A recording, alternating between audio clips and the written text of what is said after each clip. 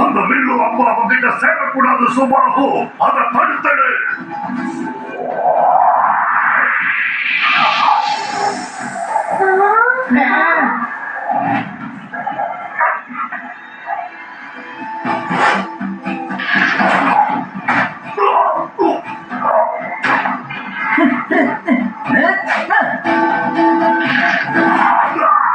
சுபாகு அந்த பண்டிகை சிறை பிடித்து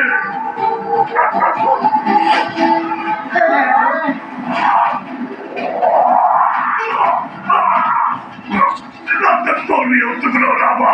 எங்களை மன்னிச்சது. திரும்பவும் இந்த மாதிரி ஒரு தவறு நாங்க செய்ய மாட்டோம்.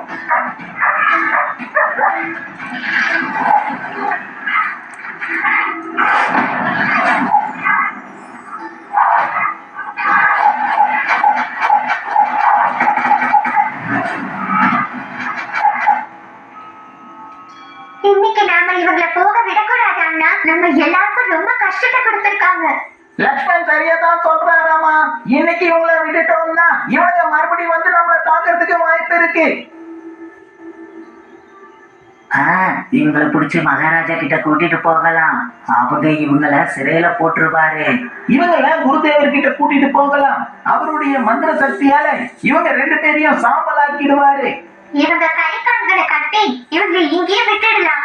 காட்டு விலங்குகளுக்கு இவங்க உணவா மாறட்டும். சொல்லலாமா? நம்ம இவங்களை என்ன பண்ணலாம்?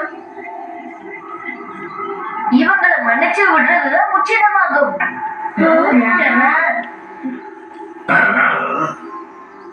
இவங்க துஷ்டர்களா இருக்கலாம், ஆனா இவங்க 2 பேரும் விருந்தினர்களாலதானே நம்ம கூட வந்தாங்க. அதோட குருதேவரும் சொன்னாரே, நம்ம கூட விருந்தினர்கள் வந்தா அவங்களுக்கு நம்ம மரியாதை கொடுக்கணும். இவங்க செஞ்ச காரியத்துக்கான தண்டனை கிடைச்சாச்சு. அதோட இவங்களும் தோல்வியை ஏத்துக்கிட்டாங்க. இதுக்கு மேல இவங்களால நம்மள தண்டிக்கவே முடியாது. அதனால விருந்தினர்கள் தர்மத்தை காக்கும் முறையா இவங்களை மன்னிச்சு விடுறது நல்லது.